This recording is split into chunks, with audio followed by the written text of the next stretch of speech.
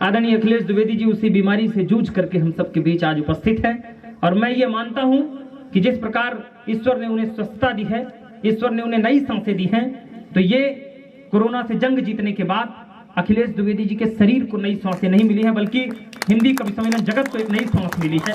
मैं चाहता हूं कि एक बार ये प्रभु की कृपा है कि वो आज हम सबके बीच हैं। आइए 4 पंक्तियां समर्पित करता हूं, अपने धीरे धीरे रंग में आता हूं अपनी औकात पे। 4 पंक्तियां कोरोना के बाद बदला क्या क्या है मैं आपको बताता हूं, सुनिएगा, निवेदन करता हूं। दरअसल इतनी देर काव्य भी ठीक बात है, 2 ही 3 टाइप के लोग बचते हैं मंच में। एक वो लोग बचते हैं जिनको हमारी तरह घर में बहुत सम्मान मिलता है और 10 बजे रात को भी घर जाने का मन नहीं कर रहा है।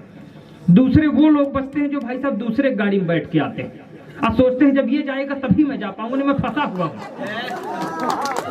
जैसे राहुल भाई की तरह पूरी टीम फंसी हुई है। मैं समझता हूँ दिक्कत, मैं समझता हूँ, लेकिन 4 पंक्तियां सुनिए। एक क्षण सुनाता हूँ कि कोरोना के बाद बदला क्या क्या है। भाई अपना चप्पल उप्पल उतार के बैठ गया है एकदम फुर्सत होके कि पता नहीं चप्पल जूता उतार करके बैठ के बिल्कुल का पता कब कभी कौन का बोल दे। मतलब उठ के पहन के चले जाएं, ऐसी दिक्कत नहीं है, आप गलत मत समझिए। 4 पंक्तियां सुनिए, निवेदन करता हूँ। कोरोना के बाद बदला क्या क्या, सुनो कन्याओं। कि टोकते थे लड़कियों को मुंह बांधने पे, जो हम लोग बहुत कहते थे कि लड़कियां मुंह बांधे हुए घूमती, अब सब घूमते। टोकते थे लड़कियों, नया सुना रहा हूँ, 3 बार आया हूँ पहाड़ी, तीसरी बार आ रहा हूँ। मुझे नहीं पता कि मैं पिछली बार क्या सुनाया था, इसलिए कुछ नया सुनाने की कोशिश करता हूँ, सुनेगा। कि टोकते थे लड़कियों को मुंह बांधने पे, जो आज लोग अपने वो मुंह को छुपाते हैं। कल तक चाय भी जो पति थे बनाते नहीं, घर में वो सारा खाना भी पकाते हैं। नेता कभी भी ना बोले रह नहीं सकते हैं, इसलिए दिन भर लाइव वो आते हैं। पंडित जी भी पूजा शुरू करने से पहले आचमन सैनिटाइजर से कराते हैं। पंडित जी भी पूजा शुरू करने से पहले आचमन। 4 पंक्तियां और सुनिए। कोरोना बीमारी हुई, एक महानायक को बीमारी हो गई।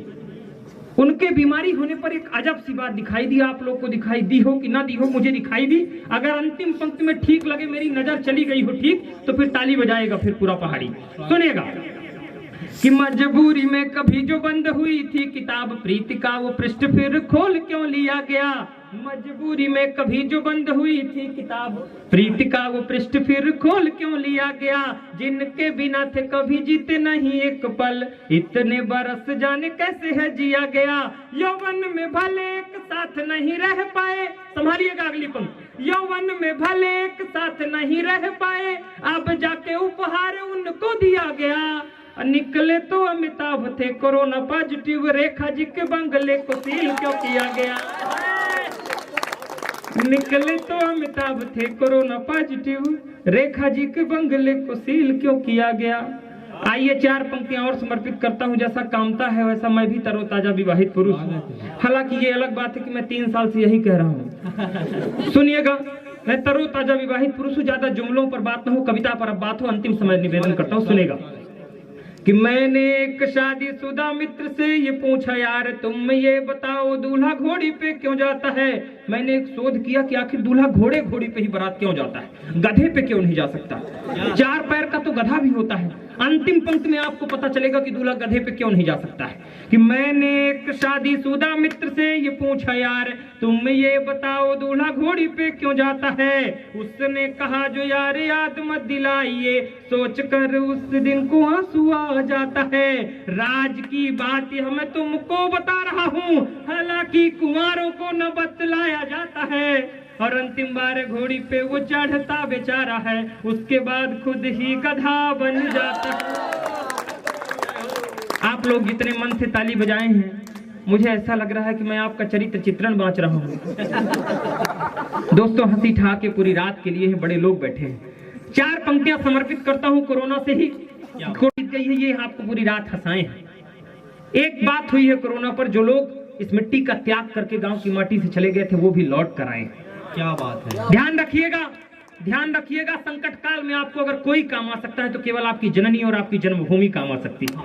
मैं 4 पंक्तियां समर्पित करता हूं। कुछ लोग लौट कर आए हैं गांव, और कौन लोग लौट कर आए हैं, अगर मैंने एक शब्द ठीक लिखा हो तो फिर आशीर्वाद दीजिएगा। निवेदन करता हूं कि कष्ट दे रही बहुत सीख दे रही है, किंतु इस बीमारी से कई राज गांव आ गए। एक एक पंक्ति में देखिएगा कौन लौट कर आए हैं कि कष्ट दे रही बहुत सीख दे रही है, किंतु इस बीमारी से कई राज गांव आ गए। माटी की पवित्रता को कहते देहाती थे जो, शहरों से होके वो नाराज गांव आ गए। बूढ़ी माँ ये सोच रही बेटे उससे मिलने को, उसको नहीं पता है क्या बीमारी है। बूढ़ी माँ ये सोच रही बेटे उससे मिलने को, छोड़कर सारा काम काज गांव आ गए। बाप की चिता को आग भी जो देने नहीं आए, मरने के डर से वो आज गांव आ गए। बाप की चिता को आग भी जो देने नहीं आए, मरने के डर से वो आज गांव आ गए। 4 पंक्तियां और समर्पित करता हूं। अब देखिए, हाँ, अब मेरी फोटो खींचेंगे, कैमरा इधर अपूर्वा की तरफ लगाएंगे। ये फोटोग्राफर की विशेषता होती है, उसके संस्कारों का पता चलता है, और ये बात सम्मुख होती है कि उसके अंदर संस्कार किस तरह बोए गए। मैं फोटोग्राफर भैया बैठ ली होगा, अपना बहुत फोटो खींचे, हाँ, इतना का करब जाए कि इतना हमारे कैसे भाभी जी फोटो खींचे तो प्रसन्न हो जाएगी। बहुत खतरनाक वैरायटी होती है फोटोग्राफर। हम सच बताएं राजू भैया, हम शादी के जयमाले में बैठे हुए थे तो फोटोग्राफर आए, मेरी फोटो खींचनी हो तो खच से खींच के भाग जाए, मेरी मैडम की फोटो खींचनी हो तो कभी यूं कराए कभी यूं कराए। तो हम कहे भाई 3 घंटे हो गए, तुम कर क्या रहे हो?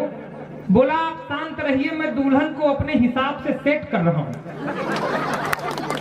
आइए, हंसी ठहाके इस बीच इसलिए भी थे, हम डराए गए जब वो कक्कू अब एक जने डंडा लेके वहीं कैसे वहीं ना आए, तब से उनका डंडा या निहारी लाग है। हम अभी हम लोग कल परसों सतना गए थे रवि दादा के कार्यक्रम में, एक सज्जन डंडा लेके टहले तो हम कहे कक्कू मारेंगे क्या? कहीं नहीं बेटा, तुमको काहे मारेंगे, तुम तो अतिथि हो, मेहमान हो, आए हो तो पढ़ो, हम तो उसको ढूंढ रहे हैं जो तुम लोगों को बुलाया है।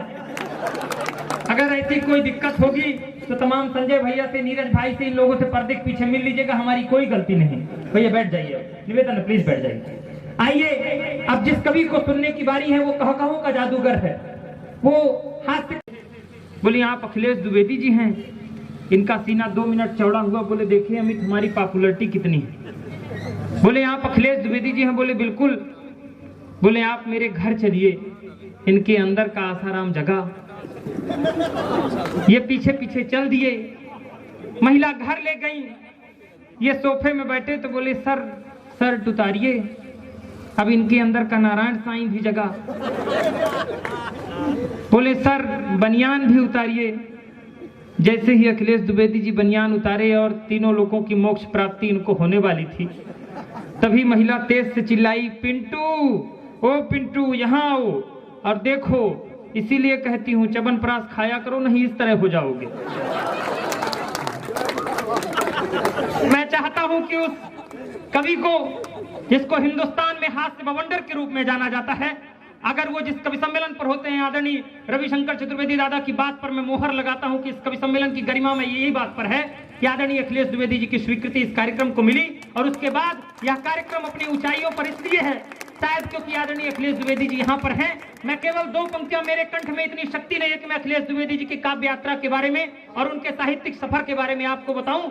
मेरे कंठ में जितनी शक्ति है मैं 2 पंक्तियों में आपको बताता हूं उनके बारे में क्या है, और अगर ठीक लग जाए तो एक भी हाथ खामोश न रहे पीछे तक। पहाड़ी, ये हमारा सौभाग्य है कि अखिलेश द्विवेदी जी हमें आज प्राप्त हुए हैं कि 100 चांद भी चमकेंगे तो क्या बात बनेगी। मेरे पास आज की रात इससे अच्छी पंक्तियां नहीं है, आप संभालिएगा, आपकी तालियां बुलाएंगे अखिलेश द्विवेदी को कि 100 चांद भी चमकेंगे तो क्या बात बनेगी, 100 चांद भी चमकेंगे तो क्या बात बनेगी। आप आओ तो इस शाम की औकात बनेगी। जोरदार तालियों से आदरणीय अखिलेश द्विवेदी जी। तूफान एक्सप्रेस है, तूफान एक्सप्रेस है।